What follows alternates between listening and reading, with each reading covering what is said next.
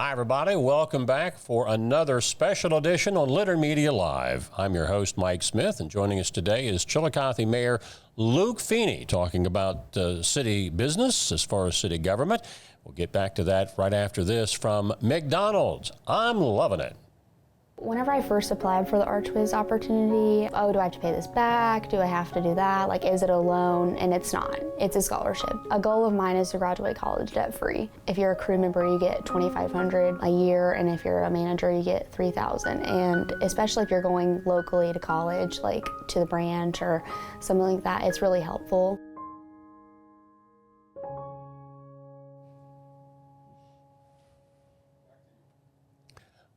Mike Smith back with Chillicothe Mayor Luke Feeney. We get together like this each month to talk about what's happening in Chillicothe city business. We were talking about the mayor's beard. You might have noticed it growing over. This is just a seasonal thing, right? Just seasonal, yeah. I didn't know that, the topic of conversation today, but yeah. I thought we'd have a little lighter side before the First Lady. She'll probably have a say. There'll be comments for sure. There. And the kids too. If I ask them about the beer, hey, what do you guys think? Oh, don't do it, or yeah, do it, or it's prickly, or it's not. Always a comment. Yeah, I didn't know if this was an Abraham Lincoln thing to help look more serious all the time or what. Out of the top, let's discuss something that you and I have been chatting about before we're going on the air concerning the Octangie Park renovation plans. There have been some meetings with the public coming in, giving input, seeing diagrams and things of that nature. It's my understanding that there's some discussion going about some tweaks to that. You might want to, in a manner that we can understand. Sure. Because it's very convoluted, yeah. It is convoluted. And I think I'll start by saying from a very broad perspective, this is a process that is unfamiliar, not only to us in the city, but the state. We just have to remember that this is all a result of COVID money. Mm-hmm. It's money that came from the federal government to the state.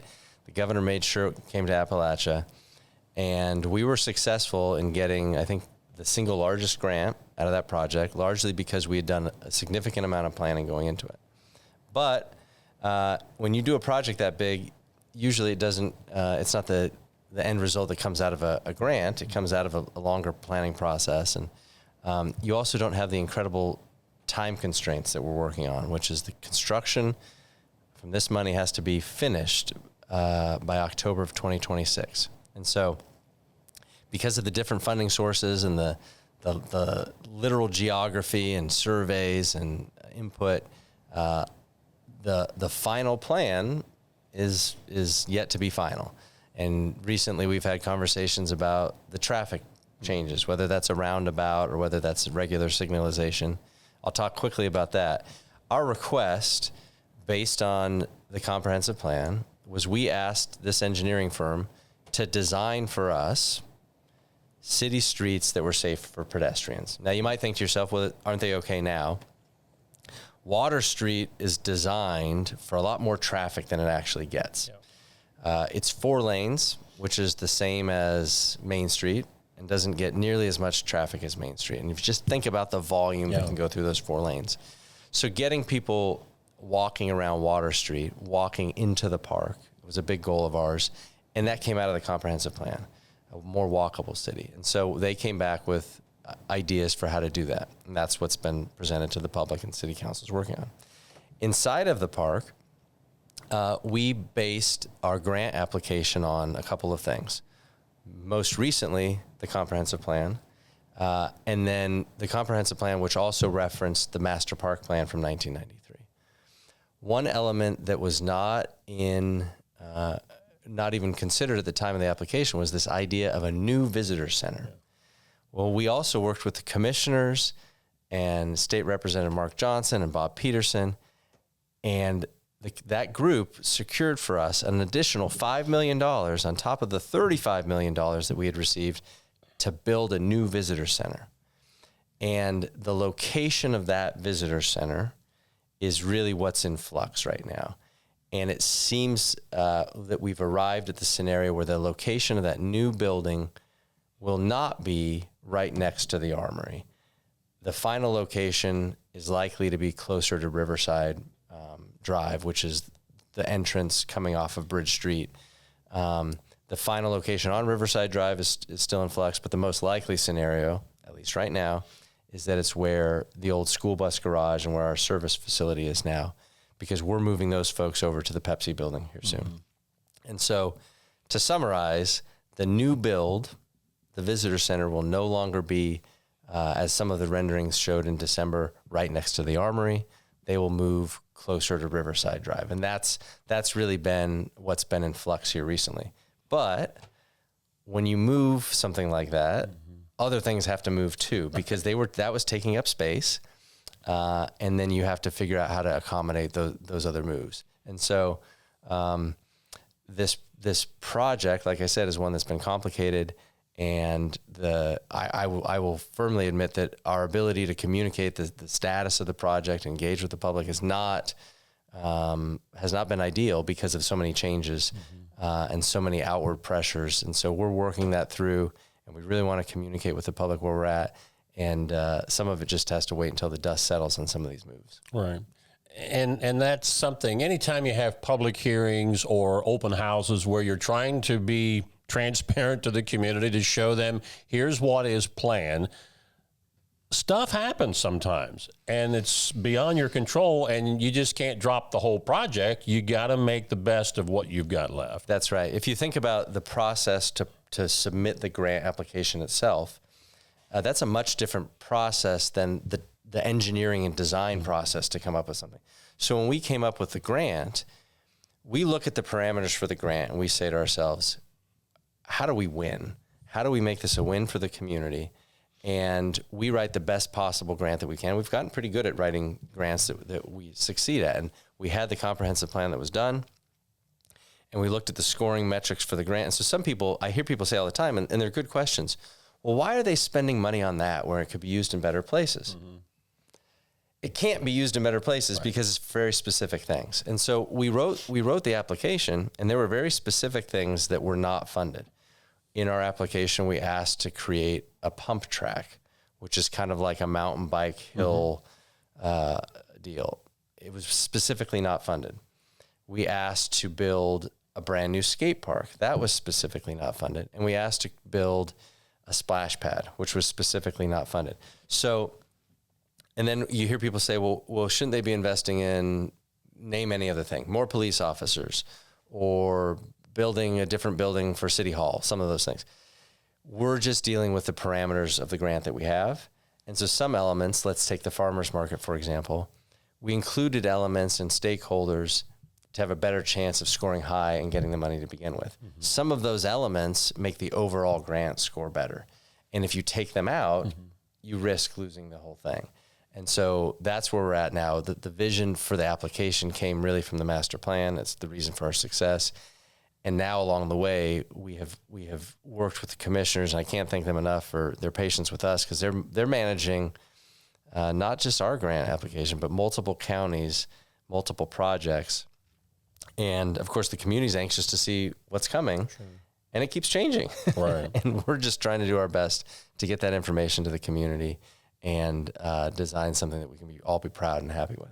And with any plan, I'm assuming there's a deadline. You've got to get this thing started and finished by such and such a date, or you're in jeopardy of losing. Absolutely. If you think about that construction timeline, we're talking about constructing an amphitheater, remodeling the Armory, building, constructing different types of roads, rebuilding Mulberry, that brick that's so bad. And all of that happening in 16 or so months, going out to bid. And of course, it's all government, so none of it's fast. And so we're trying to do this work in the context of this deadline. And the risk, which you alluded to, is that you lose out. And the only thing, we just can't risk that. We just have to take advantage of this once in a generation opportunity. So the bids haven't gone out yet. That's correct. Yeah. Are you confident that there will be enough contractors out there to do all of these projects? I am confident in that, but I will say that I expect we will be paying a premium, because not only is the timeline going to be tight, but there are going to be contractors all over Southern Ohio working on this spending this $500 million. And that's in addition to other work that we're already doing. Right now in the park, if you haven't driven through, we're doing work on the Balmer Field parking lot. It's gonna be really, really nice. Very similar to the improvements we made over at the Pump House parking lot. If you ever drove by Balmer Field and wondered if you should go swimming in that little pond there, you should not, but that pond will go away. Lake Feeney. Just got a new name. But those type of projects, those are the same contractors, right? And so, and we'll have our regular paving program. And so you're absolutely right. They will be spread thin. And I would expect that the contractors will have to find support from around the region, maybe even out of the region, because that's also competing with Intel. Oh yeah, and Honda. There's just a lot of dirt moving this summer, and Bridge Street. Mm-hmm. Right. As we are doing this interview, we're just about ready to wrap up the month of March, so we're heading, early spring. Looking down the road, this is generally when we start hearing about paving projects. The city pool for the summer, are those all full steam ahead? It's full steam ahead. We have, I think we've talked recently about, the paving levy for the city was a 10-year renewable levy that passed in 2015. So this is the year that it expires. It's in front of City Council to go back on the ballot this November. So we will have revenue that comes in this year, and we've planned so that we won't spend all of that, the last penny of that revenue this year. So there'd be some money that even if the levy weren't to pass in November, there'd be some money to do some paving next summer. But we'll do a paving program this year. We've gone out and got some grants, Ohio Public Works, and to do some supporting work around that paving. We've done some, last fall there was some work done on a pool leak. It is never ending, but we are as ready as we can be for the spring.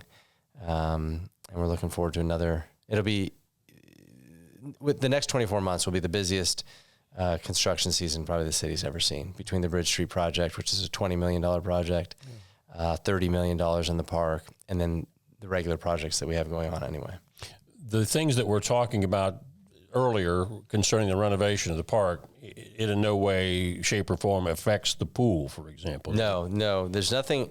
The pool will stay open. There's nothing in the grant that related to the pool. In fact, I think the pool itself that's one of the reasons that the splash pad was not funded. Now we did secure other funding, so there will be a water feature in the project. It's just not the same funding source.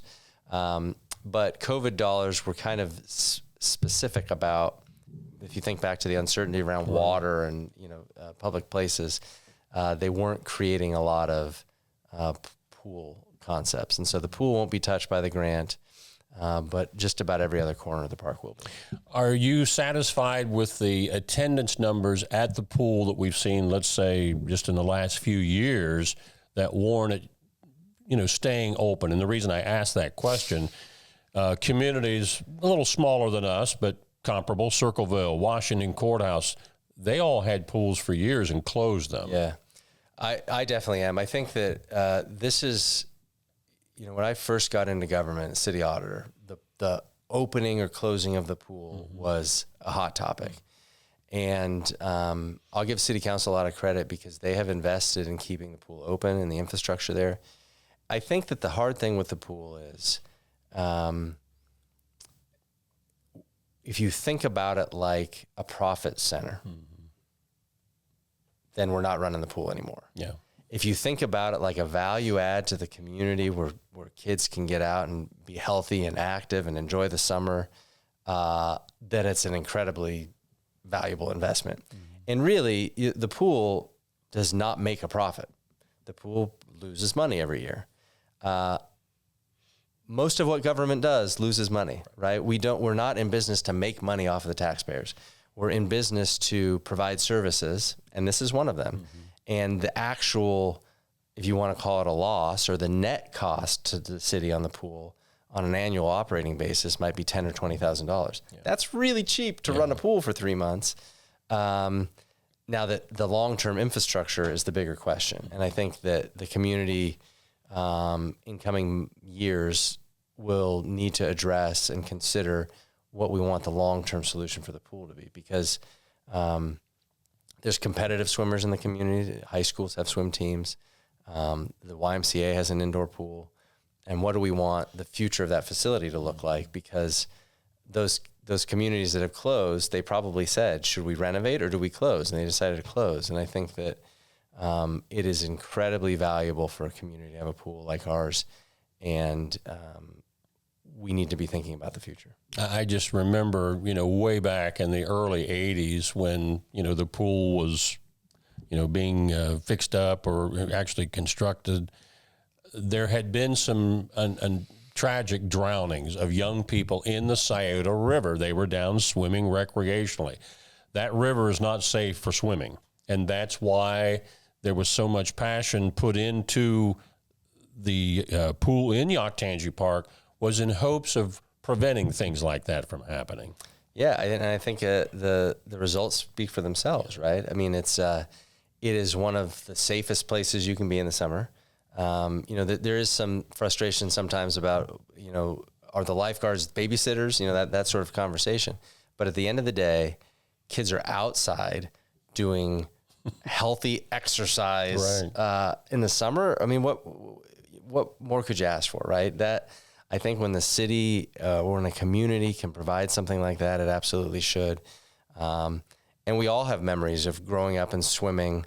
And if you take away that pool, where are kids swimming? Where, the YMCA is there, but it's not outside, and B, it's not the biggest thing in the world.